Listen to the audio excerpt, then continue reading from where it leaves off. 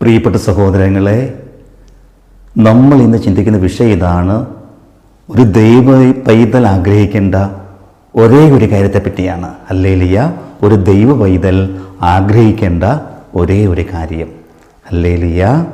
യേശുവേ നന്ദി, യേശുവേ സ്തുതി, യേശുവേ ആരാധന.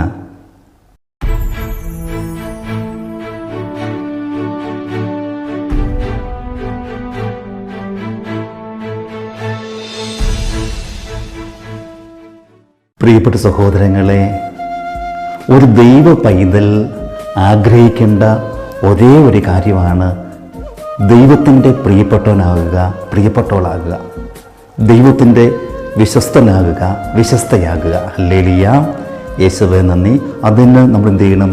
ദൈവഹിതത്തിന് നമ്മൾ വിധേയപ്പെടണം. ദൈവം എന്താണോ ആഗ്രഹിക്കുന്നത് അത് നമ്മുടെ ജീവിതത്തിൽ ചെയ്യുവാനായിട്ട് നമ്മൾ പരിശ്രമിക്കണം.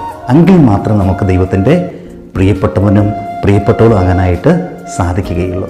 നമ്മൾ ബൈബിളിലുടനീളം നമ്മളൊന്ന് കണ്ണുകൾ ഓടിക്കുമ്പോൾ നമുക്ക് കാണുവാനായിട്ട് സാധിക്കും, ആരൊക്കെ ദൈവത്തിൻ്റെ പ്രിയപ്പെട്ടവരായോ അവരെല്ലാം ദൈവത്തോട് വിശ്വസ്തത പുലർത്തിയതാണ്. അവരെല്ലാം ദൈവഹിതത്തിന് വിധേയപ്പെട്ടവരാണ്. ഹല്ലേലൂയ.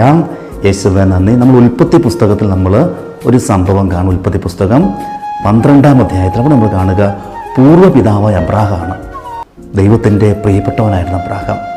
കാരണം ദൈവഹിതം നിറവേറുവാനായിട്ട് അബ്രാഹാം എപ്പോഴും ശ്രമിച്ചിരുന്നു. ദൈവത്തിനെപ്പോഴും അബ്രാഹാം വിധേയപ്പെട്ടിരുന്നു. ഉൽപ്പത്തി പുസ്തകം 12-ാം അധ്യായം 1-ാം വചനം. കർത്താവ് അബ്രാമിനോട് അരുളിച്ചെയ്തു, നിന്റെ ദേശത്തെയും ബന്ധുക്കളെയും പിതൃഭവനത്തെയും വിട്ട് ഞാൻ കാണിച്ചു തരുന്ന നാട്ടിലേക്ക് പോവുക. ഞാൻ നിന്നെ വലിയൊരു ജനതയാക്കും, നിന്നെ ഞാൻ അനുഗ്രഹിക്കും, നിന്റെ പേര് ഞാൻ മഹത്വമാക്കും, അങ്ങനെ നീ ഒരു അനുഗ്രഹമായിരിക്കും. ഹല്ലേലൂയ. യേശുവേ നന്ദി. പ്രിയപ്പെട്ടവരെ, അബ്രാഹത്തോട് ദൈവം പറയുകയാണ്, ഞാൻ നിന്നെ അനുഗ്രഹിക്കും, നിന്റെ പേര് ഞാൻ മഹത്വമാക്കും. ഹല്ലേലൂയ. പ്രിയപ്പെട്ടവരെ, ദൈവം എന്തു പറഞ്ഞു അതനുസരിക്കാൻ അബ്രാഹാം തയ്യാറായി. ദൈവം പോകാൻ പറഞ്ഞ ദേശത്തേക്ക് അബ്രാഹാം പോവുകയാണ്. നമ്മൾ തുടർന്ന് വചനത്തിൽ കാണുന്നുണ്ട്, ദൈവം അബ്രാഹത്തെ അനുഗ്രഹിക്കുന്നു. ഹല്ലേലൂയ. പ്രിയപ്പെട്ടവരെ, കാരണം ഇതാണ്, ദൈവ തിരുമനസ്സിന് വിധേയപ്പെടുവാൻ അബ്രാഹാം തയ്യാറായി. അതൊരു അനുഗ്രഹമായിട്ട് അബ്രാഹത്തിന് മാറി. പ്രിയപ്പെട്ട ദൈവ പൈതലേ, നിൻ്റെയും ആഗ്രഹം ഇതായിരിക്കണം, ദൈവത്തിനോട് വിധേയപ്പെടുന്നൊരു ജീവിതം, ദൈവം ഇഷ്ടപ്പെടുന്നൊരു ജീവിതമായിരിക്കണം. ഹല്ലേലൂയ. യേശുവേ നന്ദി. അതായിരിക്കണം എൻ്റെയും നിങ്ങളുടെയും ഒരേ ഒരാഗ്രഹം. ദൈവത്തിന് ഇഷ്ടപ്പെട്ട ജീവിതം നയിക്കുക, ദൈവഹിതത്തിന് വിധേയപ്പെട്ട ജീവിതം നയിക്കുക. ഹല്ലേലൂയ. യേശുവേ നന്ദി, യേശുവേ സ്തുതി, യേശുവേ ആരാധന. പ്രിയപ്പെട്ടവരെ, ദൈവത്തെ സ്നേഹിച്ച, ദൈവം ഇഷ്ടപ്പെട്ട മറ്റൊരു വ്യക്തിയാണ് പഴയ നിയമത്തിലെ ജോബ്. നമുക്കറിയാം ജോബിൻ്റെ ജീവിതം. വിശുദ്ധനായ ജോബ് ദൈവത്തിൻ്റെ ഹിതം തൻ്റെ ജീവിതത്തിൽ നിറവേറ്റി. പിശാച് ജോബിനെ പരീക്ഷണത്തിലോട്ട് നമുക്കത് അറിയാം.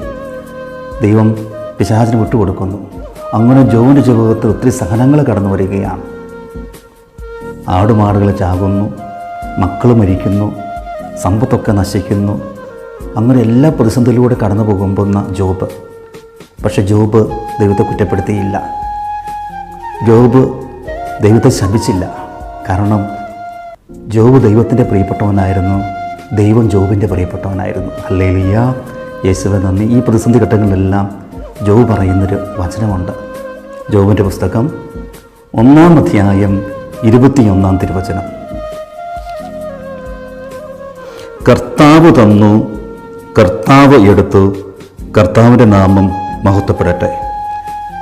ഹല്ലേലൂയ. ജോബ് പറയുകയാണ്, ദൈവം എനിക്കെല്ലാം തന്നു, ദൈവം എടുത്തു, അവിടുത്തെ നാമം മഹത്വപ്പെടട്ടെ. ഹല്ലേലൂയ.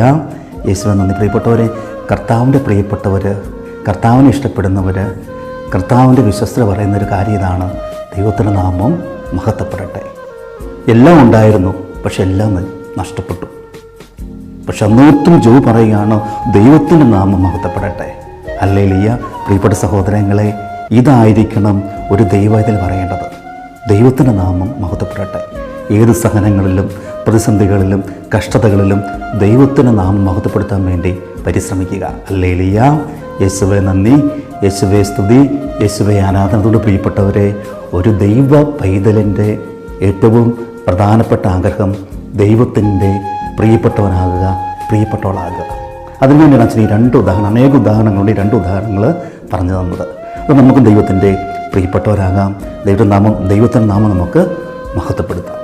ദൈവം നമ്മളെ സമൃദ്ധമായിട്ട് അനുഗ്രഹിക്കട്ടെ. നമ്മുടെ കർത്താവായ ഈശോ മിശിഹായുടെ കൃപയും പിതാവായ ദൈവത്തിൻ്റെ സ്നേഹവും പരിശുദ്ധാത്മാവിൻ്റെ സഹവാസവും നമ്മളെല്ലാവരും കൊണ്ടായിരിക്കട്ടെ, ഇപ്പോഴും എപ്പോഴും എന്നേക്കും. ആമേൻ. ഈശോ മിശിഹായ്ക്ക് സ്തുതിയായിരിക്കട്ടെ.